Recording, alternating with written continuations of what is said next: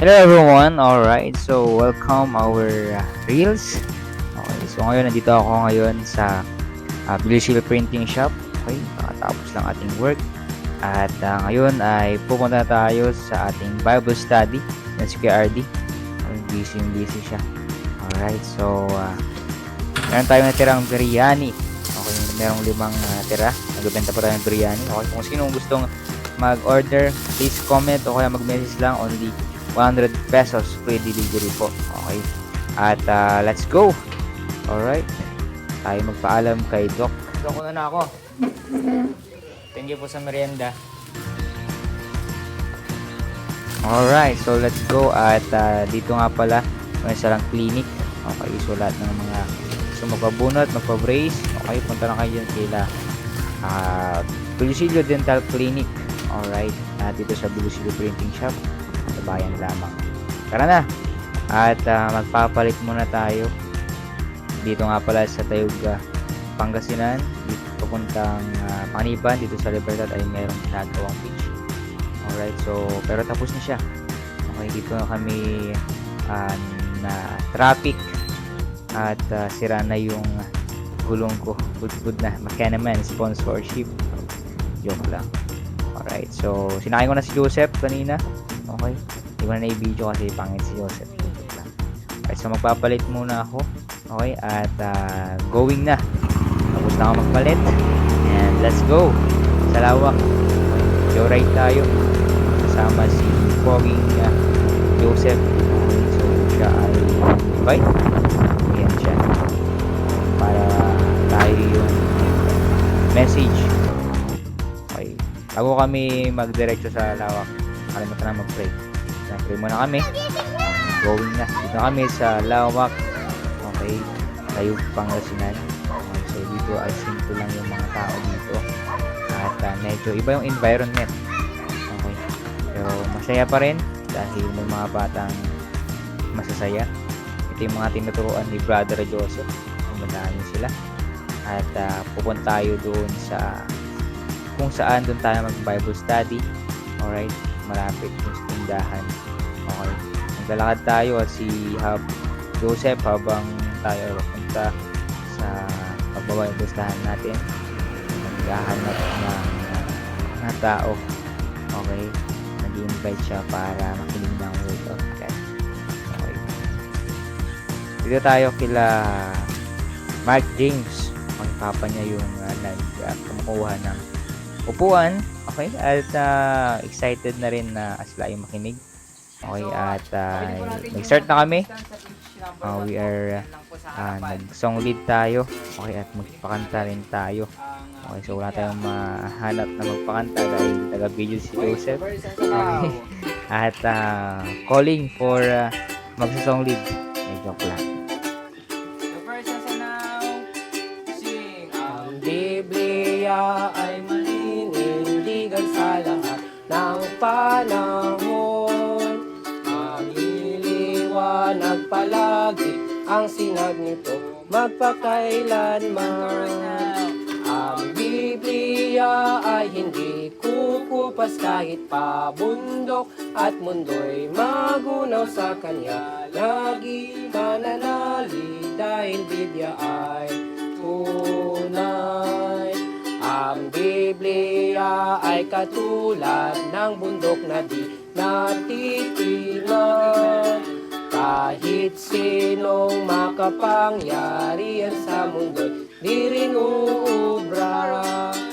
Ang Biblia ay hindi kukupas kahit pabundok at mundo'y magunaw sa kanya. Lagi mananalig dahil Biblia ay tunay. Ang Biblia ay mananatili mawala man ang mundo.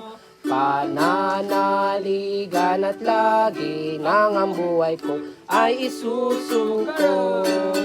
Ang Biblia ay hindi kukupas kahit pabundok at mundo'y magunaw sa kanya. Lagi mananalig dahil Biblia ay tunay.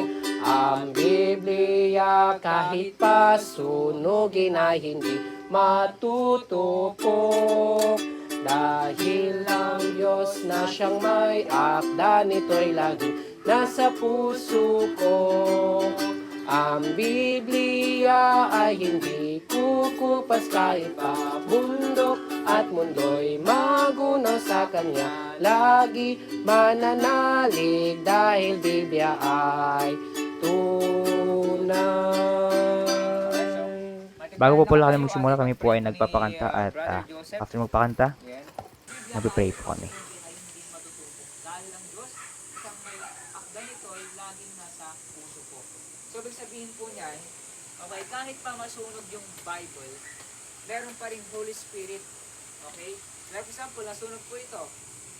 Hindi hayaan ng Panginoon na lahat ng copy ng Bible ay Brad, sasabihin ko ako saglit.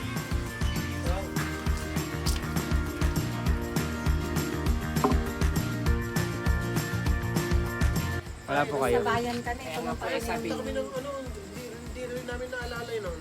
Kasi sakto nun sabi niya, punta tayo ng bayan, wala kayong ulam na ulam. Bumili kami. At ang may-ari ng bahay ay nagbigay ng merienda. Pamerienda sila ng Coke at pandesal. At yun na nga ay tapos na po kaming makipag-fellowship. Okay, sila ma'am at saka sir. Salamat po dahil open na open ang bahay para po mag-Bible study. Alright, kami ay na-bless sa inyong handling po. At kayo po ay patuloy pa rin na sumusuporta sa ministry. Next Friday po ulit. Okay? At next Friday ay praying na mas madami tayo at mas madami po kayong matutunan or tayo. Ngayon ay papunta na kami doon sa Docs Cafe. Ay nag-decide kami na pumunta muna doon, makipag-fellowship. Alright? At syempre, may kain tayo. Okay? Dahil meron silang Bible study doon. Alright? Kami ay makipag-fellowship. Okay? At makipagkwentuhan kung anong nangyayari sa buhay natin, sa buhay nila. Hindi, joke lang. So, pagkwentuhan tayo sa about ministry. Okay? Para ma-encourage pa. Okay? At mas lalong magpatuloy sa biyaya ng Panginoon. This time is kami ay nagkwentuhan Joseph, how to improve the ministry at anong gagawin bukas. Okay, pinaplano namin dahil bukas po ay kami po ay magtuturo ng bata. Pero bago po kami magturo ng bata, okay, kami po ay mag-basketball muna.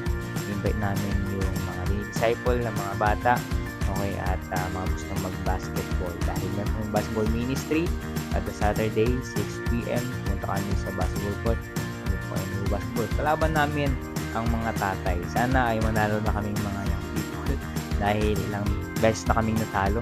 Okay, at hindi kami magpapatalo bukas. Praying talaga na makabawi at walang mangyari at yung mga disciple ay mapagpatuloy hindi lang sa pagbabasketball ang kanilang inatubag kundi nawa praying na sana ay mag-grow sila spiritually. Yun ang aming prayer. Okay, at kami ay looking forward na magkaroon din ng bunga. Okay, at mas lalong lumakas. Okay, at hindi matitibag, hindi magbabackslide at makapagpatuloy sa biyaya ng Panginoon. Tuloy, okay, ang pag-soul winning, pag-share ng gospel at makapagdala, okay, sa church.